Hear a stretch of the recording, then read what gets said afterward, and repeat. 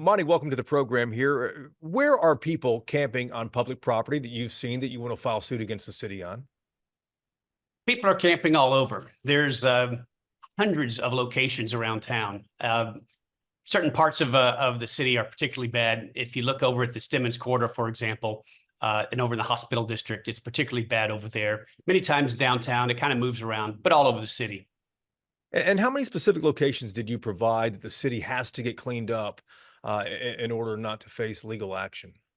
I don't know that there was any specific number given. It was just an assertion of the city's got to follow state law. And the law says that these encampments aren't allowed, and the city has allowed them everywhere for years. And everyone I talk to wants them cleaned up, and the city just has other priorities. And the city needs to put the desires of its citizens first and clean up these encampments. They're dangerous for the people that are in them. They're dangerous for people around. Fires start in them. There's drug use. And these are people, and these people need our help. And letting them live in these communities is just a terrible way to help them. It's terrible for them. So it's time the city stepped up and did what it needs to do. And, some people hear this and say, well, listen, homelessness is a much bigger problem just cleaning up these encampments because they'll move somewhere else. What do you say to that? Well, in some cases, yes. In some cases, no. It's not a single monolithic type issue. You have all types. And some do it because it's relatively easy. And some do it because they have just serious economic problems. Some do it because they have addiction issues or are related. So it's a whole continuum that anybody will care for you. And but the bottom line is that they just can't camp wherever they want. It's not fair to our communities. There's other people in our communities, and these people need our help, but they have to take our help because many of the folks in these encampments, unfortunately, refuse help. And that's just not acceptable either.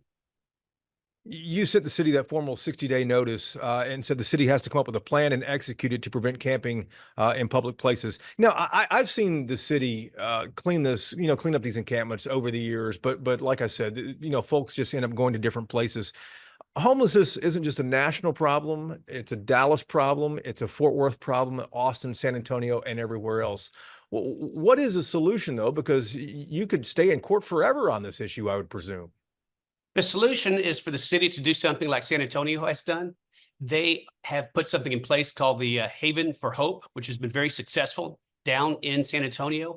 And a number of people in town are working on something similar called a Refuge for Renewal, working with state legislators.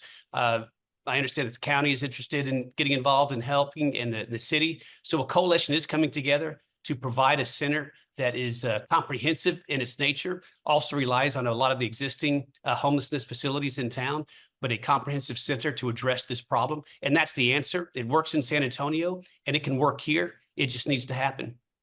If the city can't get this cleaned up in 60 days or so, will a lawsuit be filed? Well, I don't speak for Dallas Hero. I'm one of several people involved in it. And so the people involved will have to get together and look at it.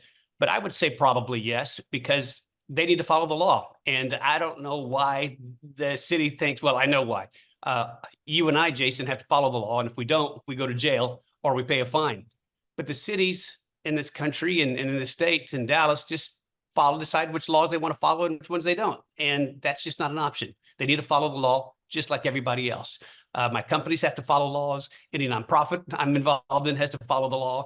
My children have to follow the law. The city has to follow the law. So if they don't, then I imagine Dallas Hero will reluctantly file suit, because it'd be nice if we live in a society where even our government would just follow the law.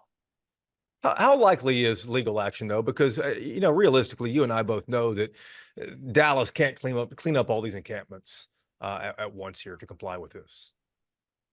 From knowing the people in the Dallas Hero, no one's looking for litigation. No one wants a fight. They just want things cleaned up. And I would imagine that if the city came back with a plan and said, look, here's how, we'll clean it up over the next, 120, 180 days, that the group would be very amenable to something like that.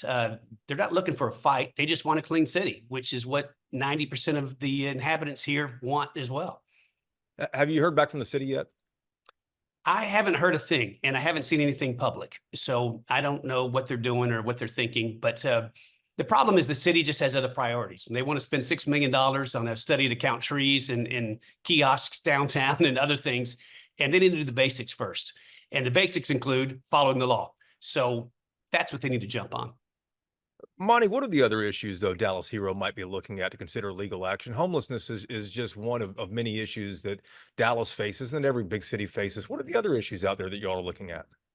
You know, Dallas Hero just wants what everyone wants. The city of Dallas puts out a survey that they conduct every year. They pay some third-party firm, ETC Institute, I don't know how much money, to conduct a survey of the residents, asking them, number one, what are the most important services the city offers to you? And secondly, how well is the city doing? And you can just pull up that study. It's online, and Yeah. you can see those answers. And Dallas Hero agrees with what everyone wants, which is Dallas Hero wants the city to have good cleanliness, have good street repair, crime reduction, and homelessness, addressing homelessness. And it's nothing different than all the other cities want. I'm sorry, all the other citizens want. And that's what Dallas Hero wants. And hopefully the city will be responsive rather than their pet projects or flying to Japan or whatever else they like to do. Yeah, I can imagine, though, that this would be the only thing. I mean, after Proposition S passed by Dallas voters, though, this opens up essentially anything if the city doesn't follow the law, right? Yes, it does. That's right. And the city's got to follow the law. It's that simple. And what's interesting is how dramatic people act about it. I followed the law my whole life, and somehow I'm still here standing. I don't know why there's so much drama around the city following the law, but it's what they need to do, and it's the right thing to do. Monty, thank you for the time. Thanks for having me, Jason.